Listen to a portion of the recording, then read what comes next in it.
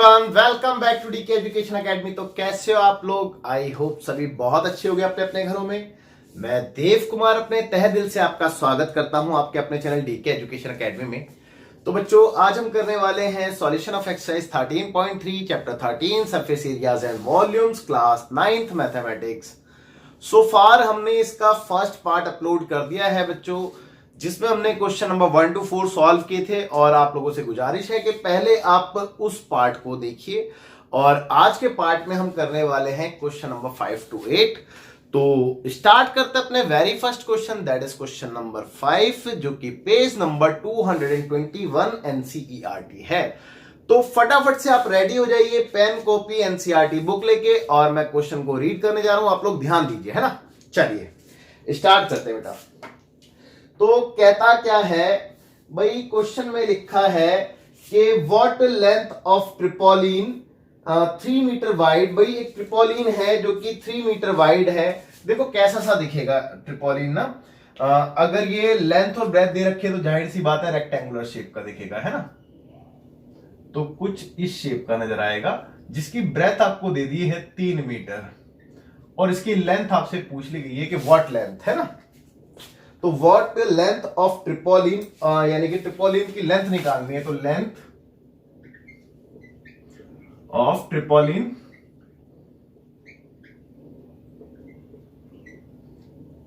तो ये आपने बतानी है, ठीक है। ओके, हाँ। तो कहता है कि 3 metre wide will be required to make a conical tent of height 8 metre. और इससे हमें क्या बनाना है बेटा? एक कॉनिकल टेंट बनाना है जिसकी आपको हाइट दे दी 8 मीटर की, है ना। तो चलिए ठीक है भाई, इससे हमने एक कॉनिकल टेंट बना दिया जिसकी हाइट आपको बोल दी है 8 मीटर। तो बेटा इसको हाइट कहते हैं, आप जानते हैं, ये रेडियस होती है और ये स्लैंट हाइट एल होती है ना। ओके, तो height 8 metre and base radius 6 metre, और बेस की रेडियस के बारे में बोला है 6 मीटर। ओके, यहां तक भी कोई दिक्कत नहीं है।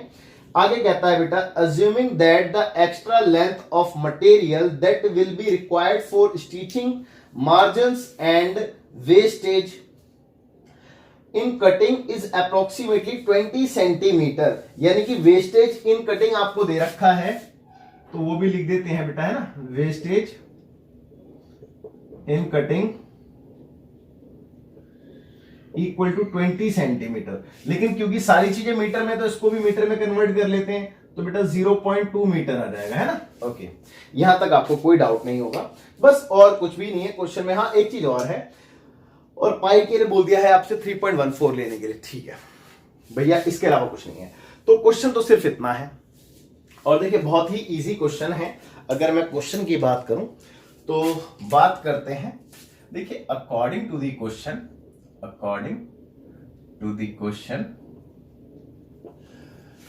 यार देखो इससे ही ये चीज बन रही है, इसमें कोई डाउट नहीं है आप लोगों को, है ना।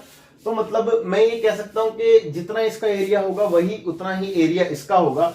बट क्योंकि इसमें हमने जब लेंथ हम निकालेंगे तो वेस्टेज इन कटिंग का भी ध्यान रखना है ना, तो उस चीज का भी हम ध्यान रखेंगे। तो यार एक बात आओ, इसका एरिया जितना भी होगा, मतलब इसकी जो मैं लेंथ निकालूंगा, तो वो लेंथ एक्चुअल लेंथ तो नहीं आएगी, उसमें वेस्टेज भी हमको इंक्लूड करनी पड़ेगी, है ना। ठीक है, ओके। तो देखो according to the question, area of ट्रिपोलिन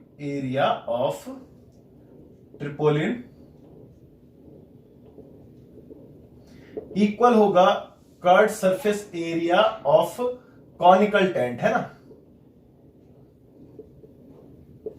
okay, तो ट्रिपोलिन का एरिया बेटा लेंथ इंटू ब्रेथ, और इसका एरिया बेटा पाई आर एल। अब देखो एक समस्या आ गई आपके सामने। समस्या क्या आ गई कि बेटा एल तो आपके पास है ही नहीं।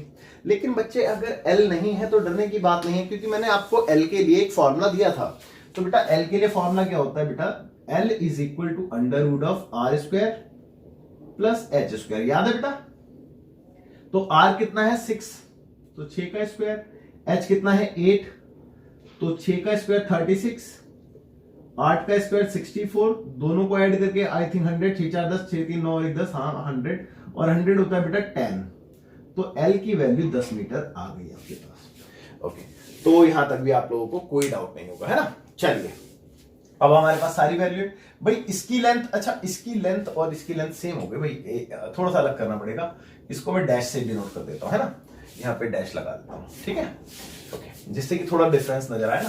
तो एल डैश इंटू बी, इसकी बी कितनी थी बेटा 3, और पाई 3.14 बोला था ना, एक बार और चेक कर लेते हैं, हाँ 3.14, तो 3.14 इंटू आर फॉर रेडियस 6, और एल एल एल एल कितना है बेटा 10 मीटर। अच्छा किसी को ये डाउट तो नहीं कि मैंने कर्व सरफेस एरिया ही क्यों लिया यार? कॉनिकल टेंट जब आप बनाओगे तो उसके जो ट्रिपोलिन लगेगा वो कहां पे लगेगा? उसके कर्व सरफेस में ही तो लगेगा, जमीन पे थोड़ा ना लगेगा बेटा। जमीन पे तो मैट बिछता है, वैसे भी टेंट में आपने देखा होगा जमीन पे तो मैट होता है, तो उसमें इंक्लूड नहीं होगा ट्रिपोलिन। ट्रिपोलिन सिर्फ उसके कर्व पे इंक्लूड होगा ना, तो इसीलिए मैंने कर्व सरफेस एरिया लिया। तो बेटा एल डैश कितना आ गया, आप चेक करेंगे भाई 3.14, और दोनों को इंटू करेंगे तो 31.4 हो जाएगा, इंटू में 6 एज इट इज, और अपॉन में ये वाला 3 से 2 बारी में ये भी कैंसिल हो गया। तो एल डैश की अगर मैं बात करूं 4 दूनी 8, पॉइंट 2 एकम 2, 3 दूनी 6, 62.8 मीटर, ठीक है, इतना आ गया। अब आपको इसकी वेस्टेज भी दे रखी थी बेटा, उसका भी ध्यान रखना है ना। तो अब आप इसकी वेस्टेज को प्लस कर देंगे तो टोटल लेंथ ऑफ ट्रिपोलिन आ जाएगा, है ना। तो ये तो आपका लेंथ आ गया, लेकिन इसमें वेस्टेज भी तो प्लस करेंगे ना। तो आपको वेस्टेज इन कटिंग कितनी दे रखी थी बेटा? Wastage in cutting equal to, मैंने यहां पे कहीं पे लिखा था, हाँ ये थी 20 सेंटीमीटर, यानी कि 0.2 मीटर। तो एक्चुअल जो लेंथ आने वाली है ट्रिपोलिन की, यानी कि टोटल लेंथ, तो बच्चे total length of tarpaulin equal to, भाई दोनों को प्लस कर देंगे क्योंकि ये वेस्टेज मार्जिन है ना बेटा, ये भी तो रिड्यूस हुआ होगा ना जब मैंने इसको इसमें करा होगा। तो बेटा कटिंग वटिंग स्टिचिंग वगैरह लगे होंगे तो उसमें थोड़ा बहुत वेस्ट भी तो हुआ है ना। तो हमसे तो इस ट्रिपोलिन की लेंथ मांगे, तो ट्रिपोलिन की लेंथ तो आप एक्चुअली बताएंगे ना, अंडरस्टूड है ना। तो इसीलिए तो बेटा दोनों को प्लस करके 62.8 प्लस 0.2 और फाइनली 8 2 10 का 0, आई थिंक 63 बना है ना, हाँ जी। तो 63 मीटर, इतने मीटर आपका इसकी लेंथ आई है, और उम्मीद करता हूं कि आपको अच्छे से समझ में आ गया होगा। आप वीडियो को पॉज करके नोट कीजिए। तो बच्चों देखते हैं क्वेश्चन नंबर 6, जो कि सेम पेज 221 एनसीईआरटी है। तो क्या कहता है क्वेश्चन? भाई क्वेश्चन में लिखा है the slant height and base diameter of a conical Tom. एक भाई कॉनिकल टॉम है, उसकी आपको स्लैंट हाइट और बेस का डायमीटर दे दिया है। तो कॉनिकल टॉम कैसा होगा बेटा? कोन के जैसा ही होगा। तो एक बना लेते हैं कॉनिकल टॉम, ठीक है, ओके। तो लाइक दिस, ये कॉनिकल टॉम है जिसमें ये इसकी वर्टिकल हाइट हो गई, ये रेडियस हो गई, और ये इसकी स्लैंट हाइट हो गई, है ना, ओके। तो बच्चे क्या बोला है कि आपको बोला था the slant height of the conical tomb are 25। तो स्लैंट हाइट यानी कि एल आपको दे दिए 25 मीटर, एंड बेस का जो डायमीटर था वो आपसे बोला था 14 मीटर, ओके 14 मीटर, हाँ जी।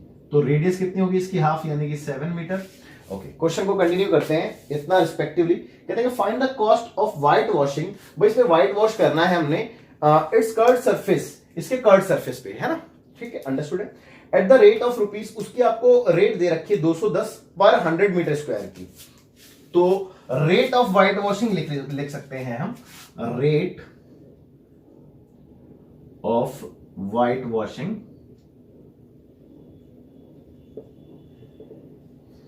Equal to rupees, white washing की जो रेट है वो रुपीज 210, 210 रुपए पर 100 मीटर स्क्वायर, पर 100 मीटर स्क्वायर, ओके। तो आपसे मांगा क्या है बेटा? Find the cost of white washing. तो कॉस्ट निकालनी है आपने, तो cost of white washing,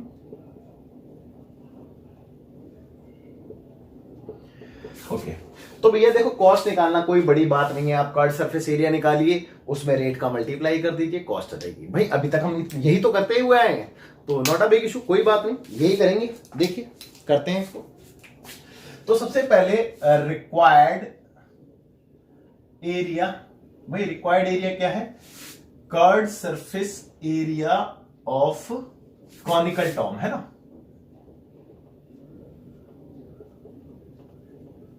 okay, तो फॉर्मूला पाई आर एल। भाई पाई के लिए कुछ बोला तो नहीं था, चेक कर लें।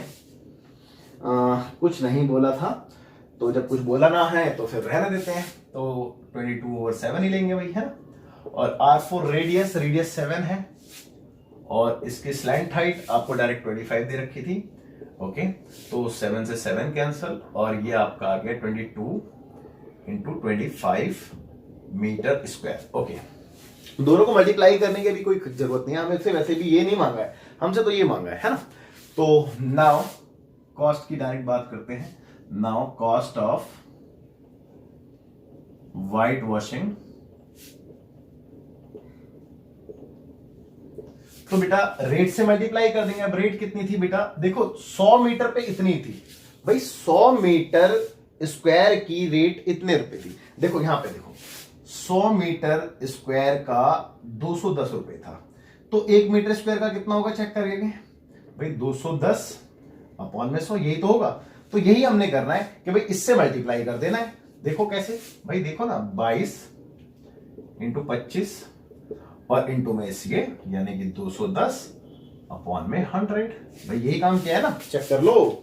और ये कितना आएगा, क्योंकि कॉस्ट है तो डेफिनेटली रुपीस में आएगी, है ना बच्चे। तो इतने रुपीस, है ना, यहां पे हम रुपीस और लिख देते हैं। ओके, अब देखिए मैंने बेसिकली इसीलिए इसको मल्टीप्लाई नहीं किया था क्योंकि मुझे पता था ये इससे कट जाए, 25 चौक 100, 4 बारी में। अब फाइनली फर्दर ये 2 से, ये 11 से, और ये भी 2 से आगे कट जाएगा भाई, देख रहे हैं ना आप। तो 2 से अगर मैं इसको काटूं तो 105 आएगा। अभी 210 का आधा 105 ही तो होता है। अब इन दोनों को मल्टीप्लाई करके कितना आ रहा है उसको देख लेते हैं। तो देखो 105 इंटू में 11, तो 105 105 5 5 1 1 1155 रुपए, यानी कि 1155 रुपए का खर्चा आएगा इस टॉम को व्हाइट वॉश कराने में। और बच्चों उम्मीद करता हूं कि कोई दिक्कत तो नहीं होनी चाहिए, बिल्कुल इजी क्वेश्चन था। आप फटाफट से वीडियो को पॉज करके तो देखते हैं क्वेश्चन नंबर 7, जो कि सेम पेज 221 एनसीईआरटी रहने वाला है। तो इजी क्वेश्चन है, देखते हैं बेटा क्या कहता है। कहता है कि a joker's cap is in the form of a right circular cone. भाई जोकर्स की कैप देखिए आपने, वो किस शेप की है बेटा, राइट सर्कुलर कोन की शेप की है, जिसकी बेस की रेडियस आपको 7 सेंटीमीटर बोली है। तो एक फिगर बना लेते हैं साथ साथ।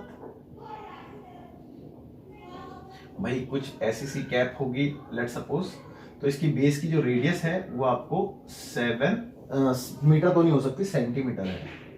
मीटर तो बहुत बड़ा हो जाता है क्योंकि 7 सेंटीमीटर है। ओके, एंड हाइट 24 सेंटीमीटर है। और हाइट कौन सी होती है बेटा, ये वाली है। हाइट जब भी बोलेगा आपने वर्टिकल लेनी है, जब तक स्लैंट हाइट ना बोला जाए जब तक आप वर्टिकल लेंगे। तो 24। ओके, कहता है कि find the area of the sheet required to make 10 such caps. तो आपने बताना है कि कितनी शीट का एरिया 10 कैप को बनाने में लगेगा। तो क्वेश्चन तो बहुत सिंपल है और कोई दिक्कत कोई परेशानी नहीं है। तो आप क्या करेंगे बेटा, एक कैप को बनाने में कितना एरिया लगेगा सोचो बेटा, जितना इसके कर्ड पे लगे उतना ही तो एरिया लगेगा शीट का, और उसको 10 से इंटू कर देंगे तो टोटल एरिया आ जाएगा। अंडरस्टूड है ना इतनी बात। तो बस इतना ही काम करना है। तो देखते हैं बेटा आगे। तो रिक्वायर्ड एरिया ऑफ शीट लिख देते हैं ना, required area of sheets to make 10 such caps, है ना। ओके, तो 10 कैप्स को बनाने में जो रिक्वायर्ड एरिया शीट का लगेगा वो हम उसकी बात कर रहे हैं। तो बेटा एक का एरिया यानी कि πRL, और इसको हम इंटू कर देंगे 10 से, है ना। अंडरस्टूड है। ओके, अब देखिए एक चीज यहां पे भी दिक्कत दे गई, L। भाई L तो है ही नहीं आपका स्लैंट हाइट, तो पहले स्लैंट हाइट कैलकुलेट करेंगे। तो भैया L कैलकुलेट करने के लिए आपको डरने की जरूरत नहीं है, क्योंकि मेरे ने आपको एक फॉर्मूला दे रखा है ये वाला।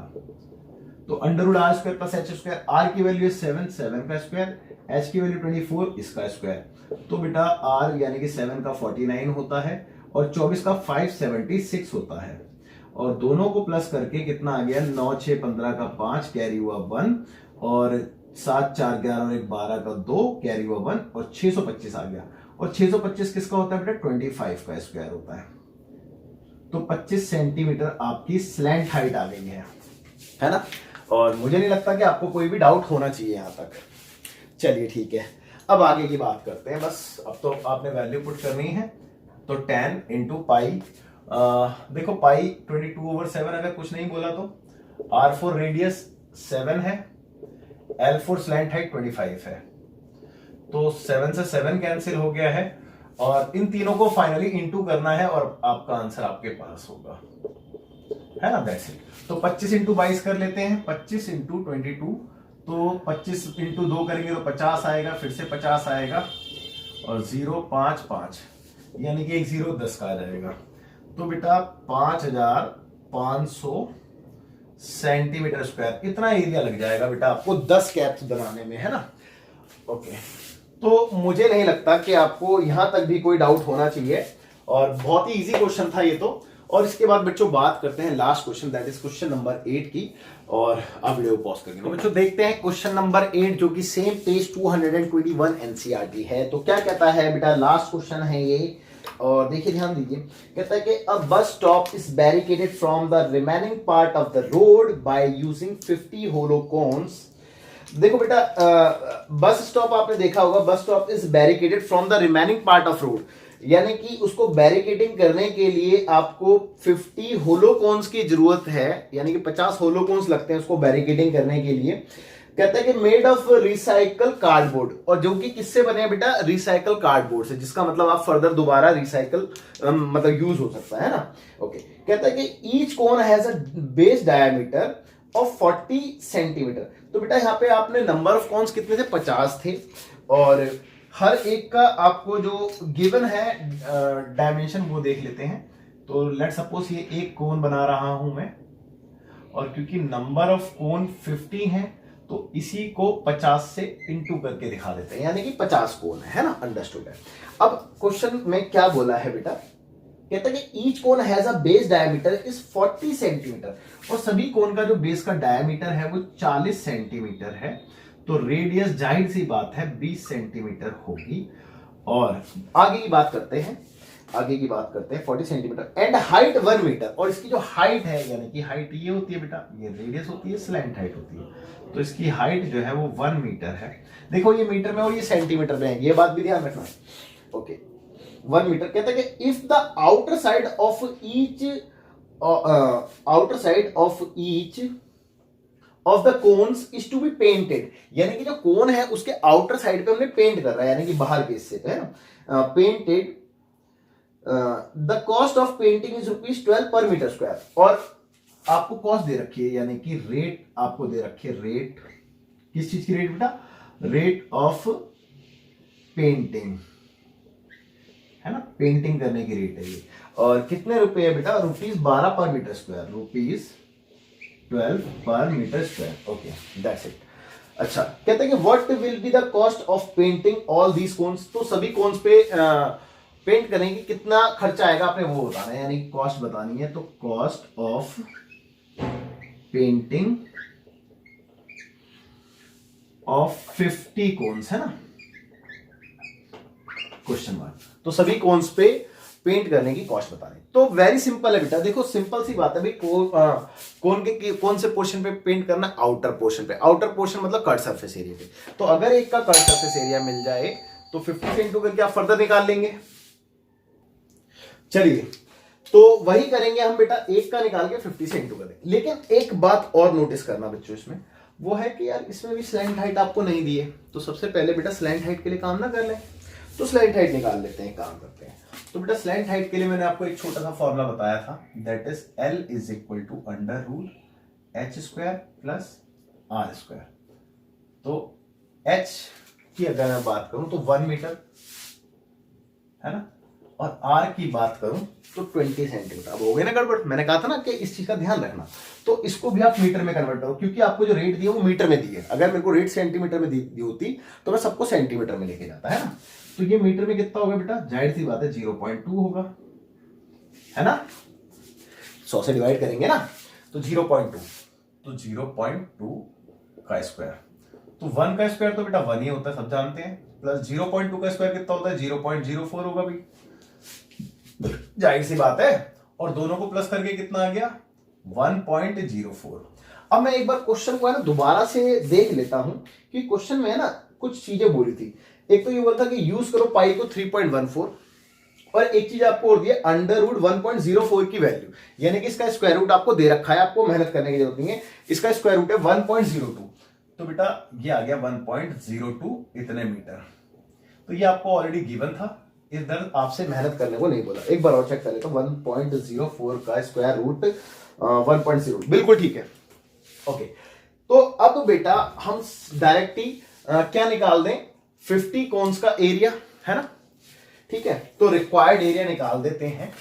तो रिक्वायर्ड एरिया ऑफ 50 कोन्स है ना, 50 कोन्स। तो बेटा ये क्या है, यानी कि ये क्या है बेटा, 50 into curved surface area of cone है ना बेटा। एक कोन का एरिया निकाल के 50 से इंटू कर देंगे भाई, वही तो रिक्वायर्ड एरिया है। तो 50 इंटू पाई, भाई क्या होता है, पाई आर एल ही तो होता है। तो 50 इंटू पाई यानी कि 3.14 बोला गया है।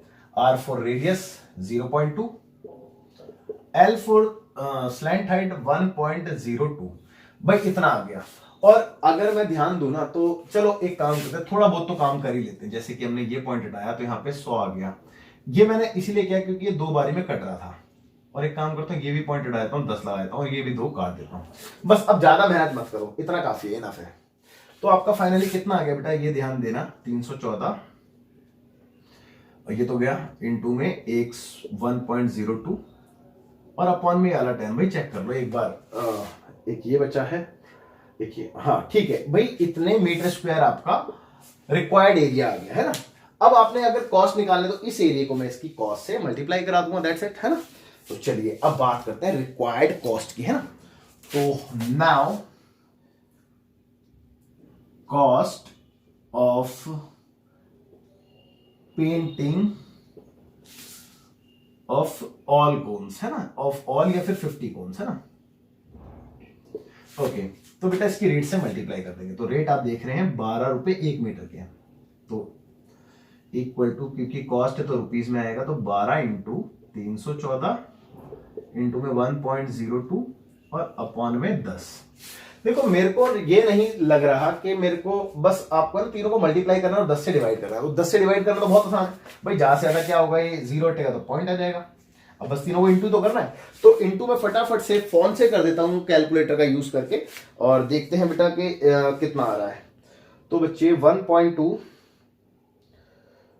और मल्टीप्लाइड बाय 314 और मल्टीप्लाइड बाय 1.02, दैट्स इट।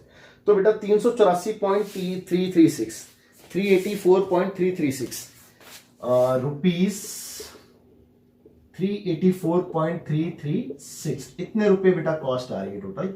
और आई एम श्योर कि ये कॉस्ट बिल्कुल ठीक आ रही है, इसमें कोई गलती के चांसेस है नहीं।